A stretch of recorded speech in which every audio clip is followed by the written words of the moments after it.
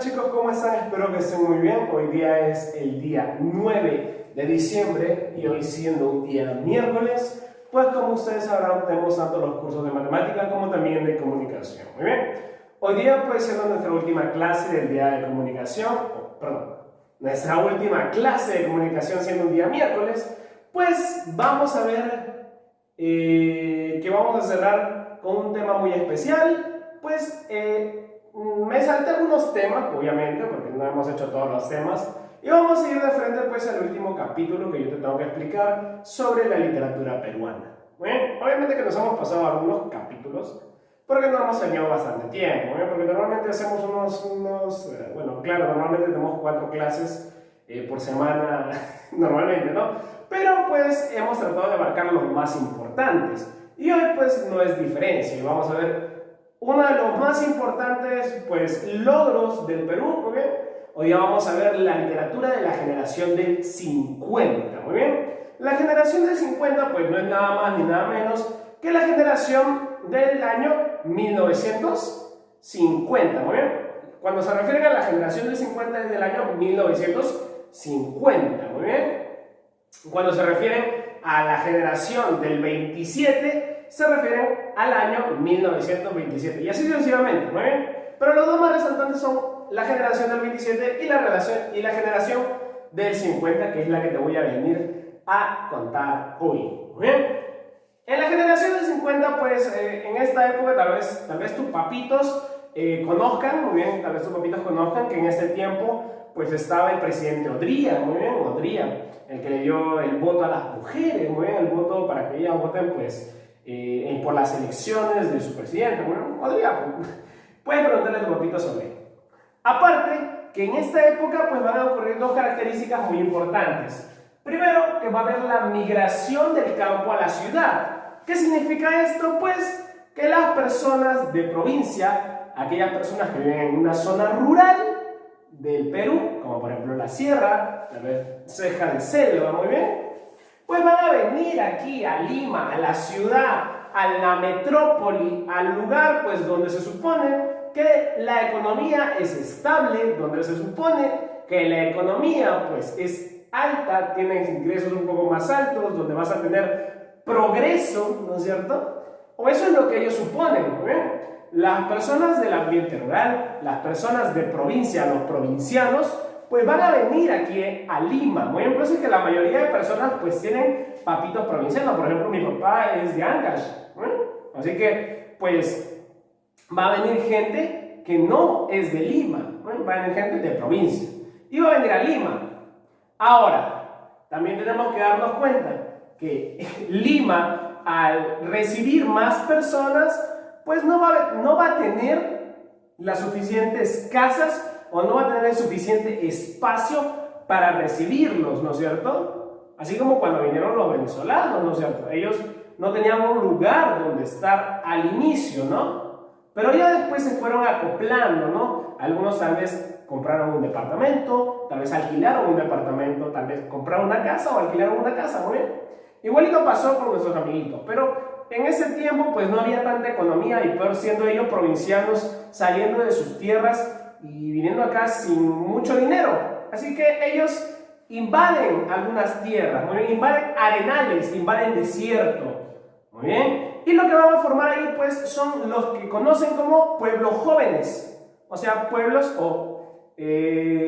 pueblos jóvenes, pueden ser pueblos jóvenes, pero lo que nosotros, o lo que en ese tiempo conocían no eran pueblos jóvenes, sino eran barriadas, muy bien. A los pueblos jóvenes se les conocía como barriadas, pero como te digo, esto aquí pues eran agrupaciones de casitas, ¿no? Agrupaciones de casitas. Obviamente la casita no era de material noble, ¿no? Obviamente no es como una casa hoy en día que tiene sus ladrillos, cemento y todo el mundo, sino es una casa un poco rudimentaria, un poco más, pues, digamos de triple. Algunos ponían triple, algunos ponían adobe, etc. Pero no era de material noble.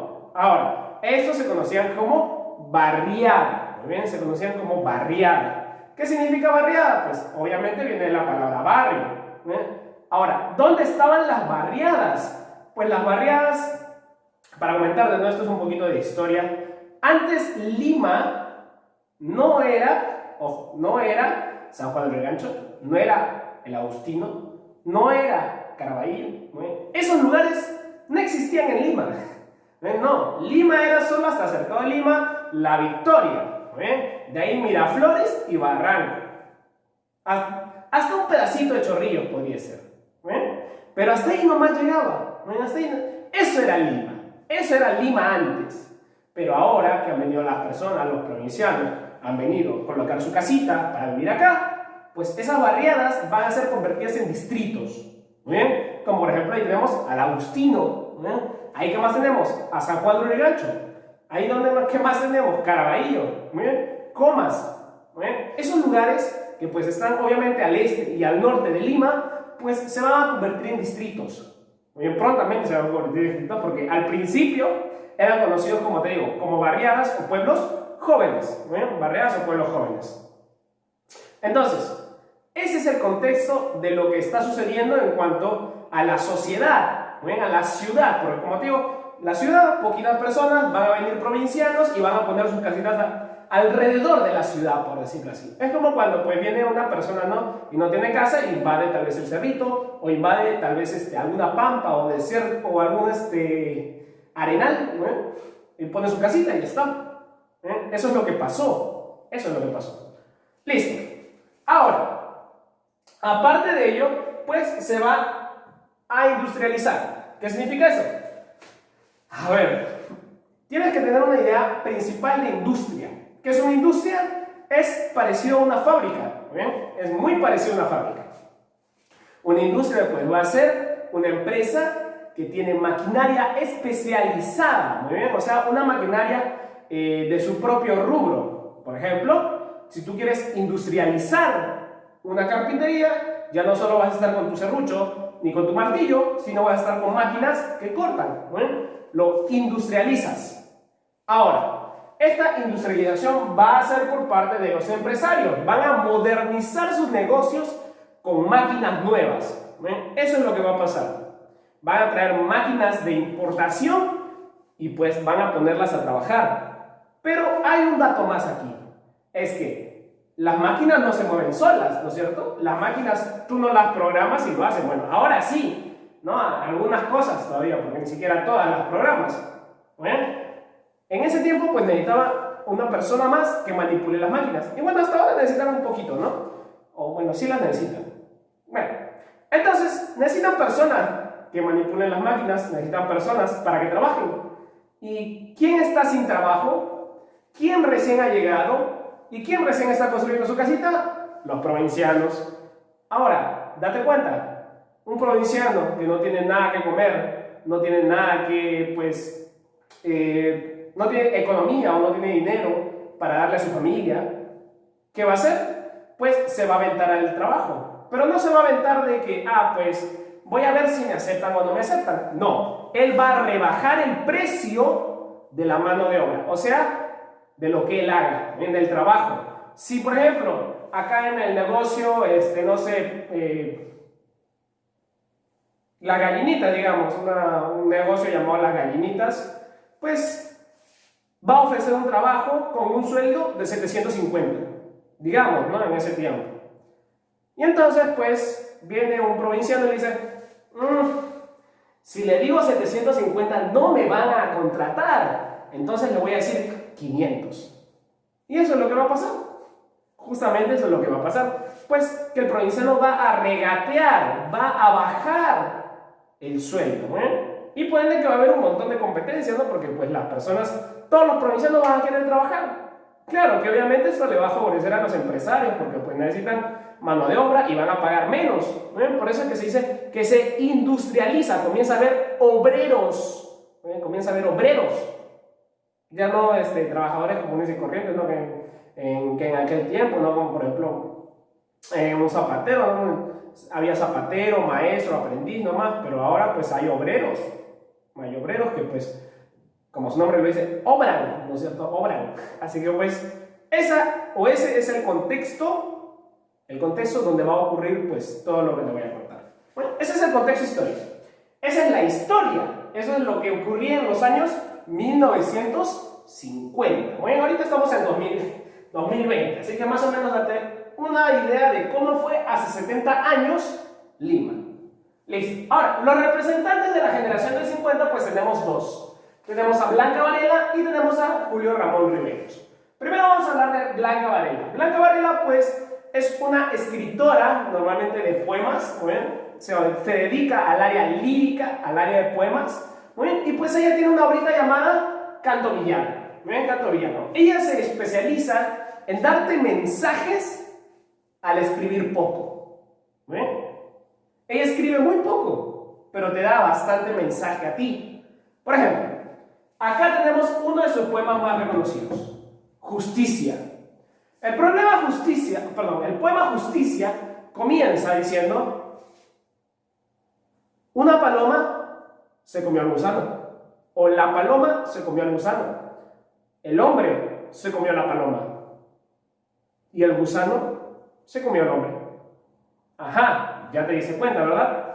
La paloma se comió al gusano, el hombre se comió a la paloma y el gusano se comió al hombre.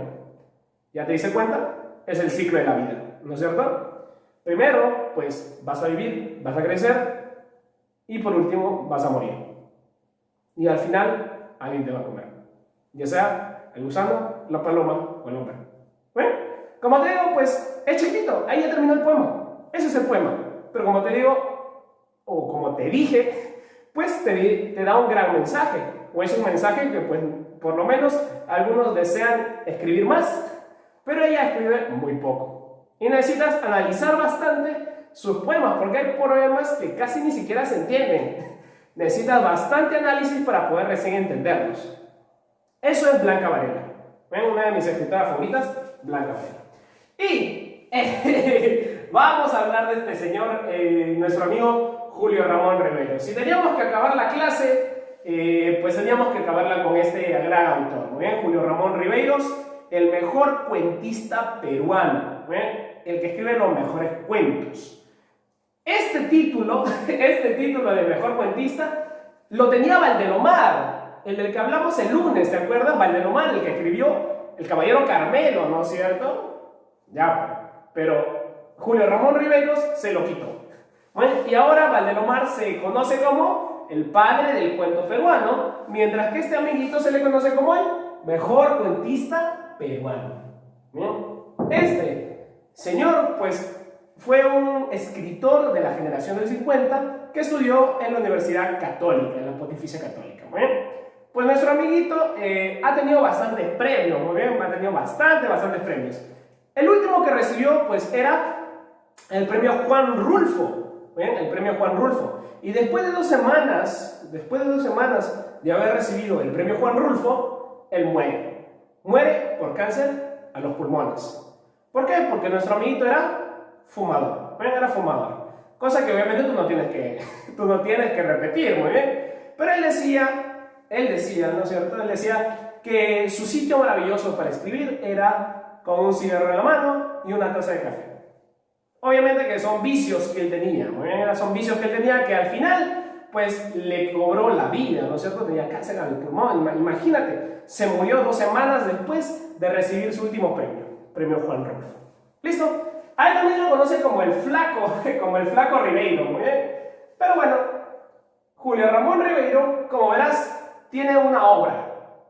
O bueno, tiene varias obras, ¿no? Pero tiene una obra máxima, su mejor obra, La Palabra del Mudo.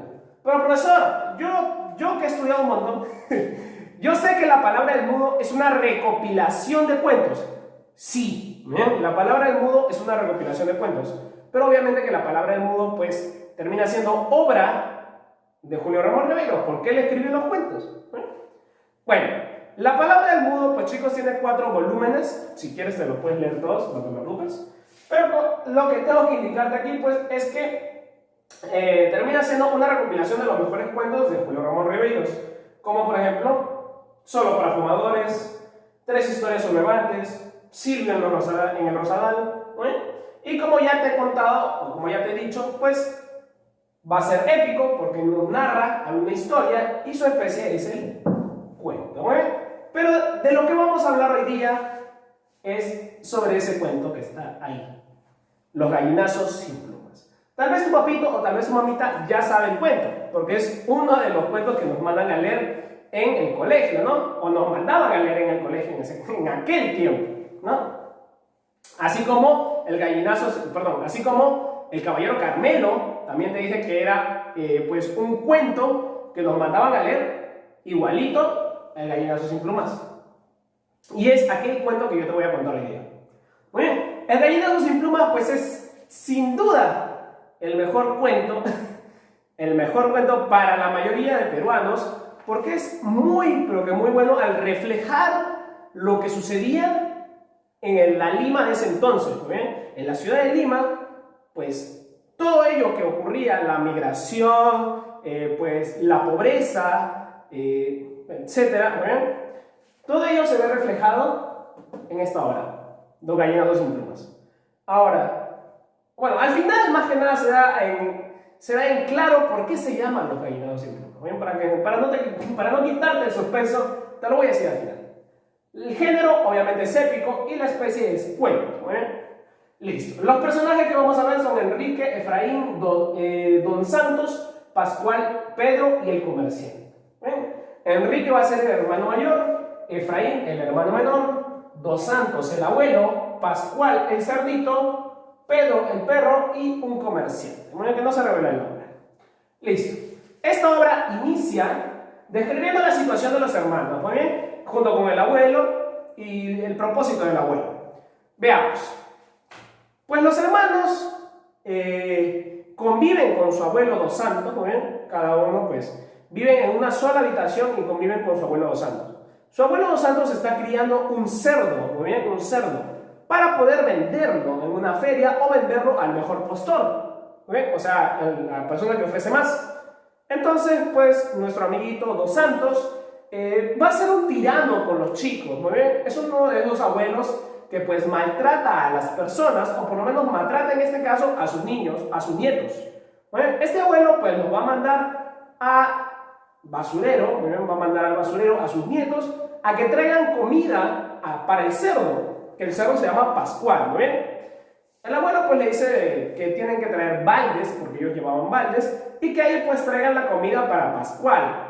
Ellos pues diariamente iban al basurero, encontraban comida podrida, por ejemplo tomates podridos, no sé, tal vez alguna fruta también podrida, la colocaban ahí y se la traían a pues Pascual, ¿no ven?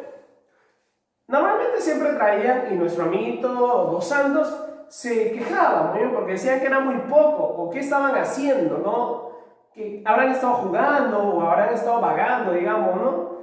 Y entonces, pues, se quejaba porque decía que Pascual se quedaba de hambre. Y peor era en las épocas de otoño. A Pascual se le daba por comer un montón, ¿bien? El cerdito, pues, no perdonaba, tenía mucha hambre, ¿bien? Un día, pues nuestros amiguitos, ¿no? Efraín y Enrique, pues van obviamente por la comidita de Pascual, ¿bien? Pero en eso, pues Efraín está ahí como que jugando un rato, ¿no? Y ¡plup! Pisó vidrio. Se cortó, ¿bien? Se cortó con el vidrio que había en el basurero. Entonces, pues su hermano, obviamente Enrique, el hermano mayor, va a llevar a Efraín a la casa porque estaba sangrando. Bien, estaba sangrando, obviamente, mira, es un basurero, se va a infectar al toque, ¿no es cierto? Si nosotros nomás al hacernos una dedita nos echamos alcohol, imagínate hacerte un corte en un basurero, va a ser muchísimo peor. Entonces, pues, nuestro amiguito lleva un balde con comida para Pascual y en el otro le está ayudando a su hermano que está cojo porque un pie se había cortado, ¿muy bien? Entonces, pues, nuestro amiguito llega a la casa, pero nuestro amigo o nuestro abuelo Dos Santos no se da cuenta o no les toma mucha atención. Muy bien, ¿por qué? Porque a Dos Santos lo había venido a visitar un comerciante, ¿muy bien? Una persona que quería comprar a Pascual, muy bien, y pues el señor le dijo a Dos Santos: uy, yo creo que ese cerdito sigue un poco flaco, puede que venga en 20 o 30 días para ver cómo está y ya llevármelo. Y Dos Santos pues renegando porque ya quería vender al cerdo. Reniega porque supone que la culpa lo tienen sus nietos, ¿no? Porque no le dan mucha comida a el cerdito, entonces no engorda. Por eso es que el Señor decía que estaba flaco y que pues en 20 días regresa para comprarlo, ¿no? Entonces pues nuestro amiguito Dos Santos regañado, o bueno, enfadado, va a regañar a nuestros pequeños hermanos. Muy bien. Cuando entra, pues ve a un hermano todo sangrando, muy bien, sangrando, y le dice, pues, no, pero ¿por qué estás así, no? ¿Por qué? ¿Qué ha pasado? ¿Qué es lo que, qué es lo que ha sucedido?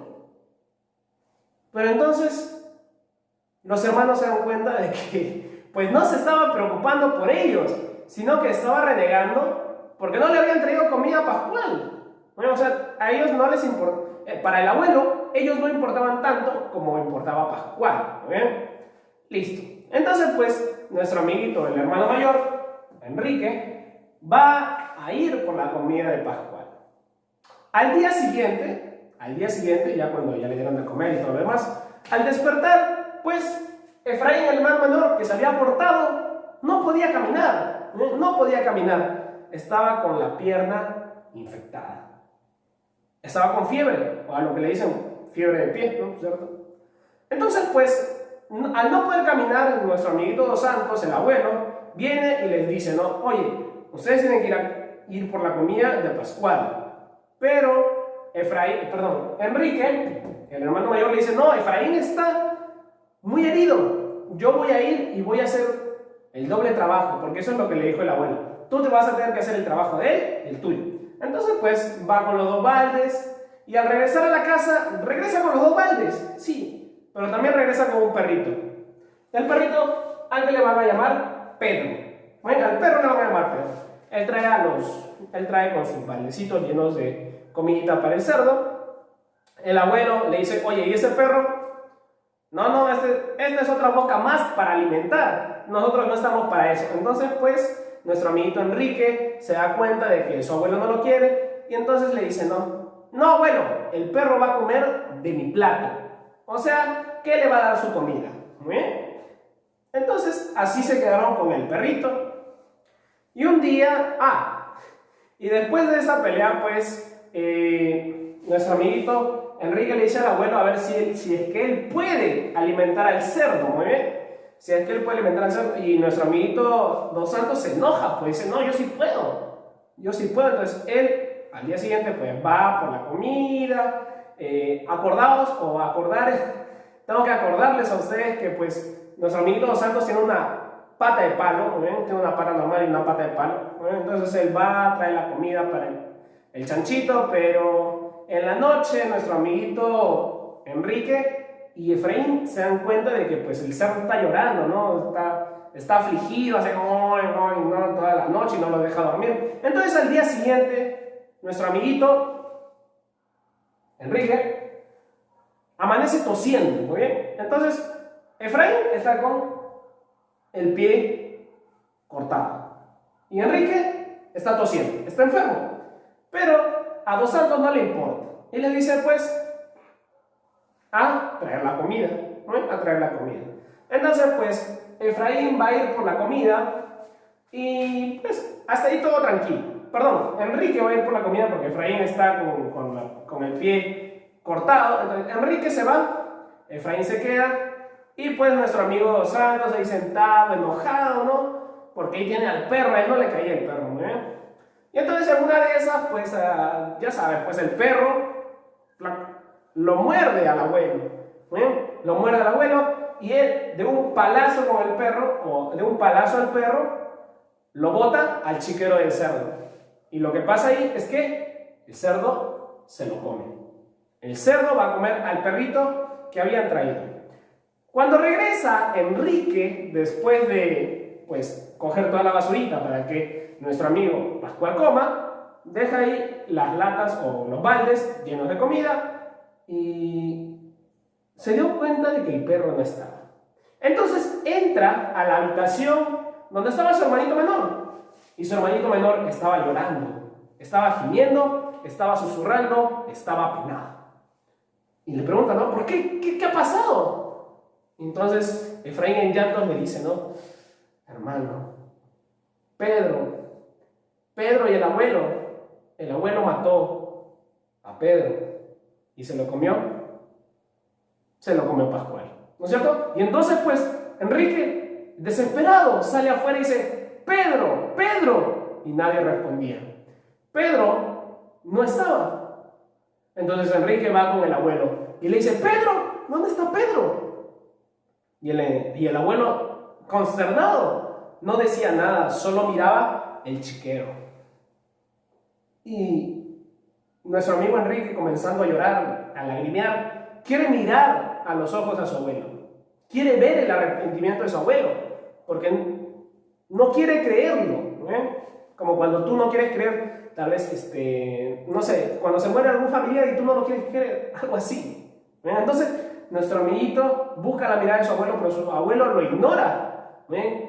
Hasta que en una de esas, Enrique ve el chiquero y ve que el perro había sido devorado. ¿Y cómo lo sabe, profesor? Porque Enrique lo que ve son la cola y las piernas que aún no había comido Pascual. Entonces, Enrique, desesperado, en llantos, le da un golpazo con el mismo palo que había tirado Don Santos al perro, con el mismo palo, porque el palo tenía sangre y se dio cuenta. Con el mismo palo golpea a Don Santos. Don Santos pues se resbala en el chiquero, se le rompe la pata de palo y cae. Don Santos cae, ¿no? Con la boca abierta, cae en el chiquero, todo sucio, y Enrique se va corriendo, va por su hermano Efraín y le dice, nos vamos de aquí. Se van del lugar, de su hogar, ¿bien? Se van de ahí. Y entonces Efraín le pregunta a su hermano, ¿no? Hermano Enrique, ¿y ahora dónde vamos a ir? Enrique le contesta, nosotros tenemos que irnos de aquí. Vamos a ir a la ciudad, a esa ciudad que parece un monstruo de mil cabezas, a esa ciudad que parece la boca de un monstruo. Y ahí, pues, cuando se estaban retirando, escuchan los gritos de Don Santos. Solo lo escuchan. No se dice si murió Don Santos, si se lo comió Pascual. Pero sí se escuchan sus gritos y obviamente el sonido del cerdo al comer. Obviamente se deduce que se lo comió, ¿no? Pero no se dice nada. Y ahora, profesor, ¿ahí culmina la obra? Sí. Justo cuando los dos hermanos, que terminan siendo los gallinazos, se quedan sin plumas. Por eso es que se le conoce como los gallinazos sin plumas. Acuérdate que un gallinazo es aquella ave negra, ¿no es cierto?, que vive de la basura, ¿no es cierto?, vive de la carroña, de la comida desecha o de la comida que dejan otros animales. Ellos son gallinazos, pero ellos no tienen plumas porque ellos no vuelan. Muy bien. O sea, hablo del momento en volar, en modo de que progresan. Ellos nunca progresaron, ellos se quedaron ahí. Ellos fueron a la ciudad, sí, fueron a la ciudad, pero nunca llegaron a ser alguien. Nunca nadie más escuchó sobre ellos. Por eso que se llaman los gallinados sin plumas. Son aquellas aves que nunca llegaron a volar. Son aquellas aves que nunca llegaron a ser felices. Y con eso concluimos, y con eso se concluye la obra, o esta gran obra de Julio Ramón Riveros. Como ya te habrás dado cuenta, por esos matices, por esas grandes reflexiones que te da, es el mejor cuentista peruano. Espero que te haya gustado mucho la clasecita de hoy. Ya sabes, tienes que lavarte tus manitas, no tienes que salir afuera, y si lo vas a hacer, ocupa tu tapaboca o mascarilla. Cuida mucho a mamita y a papito, viceversa también. Y conmigo va a ser hasta otro video. Así, chicos, nos vemos. Chao.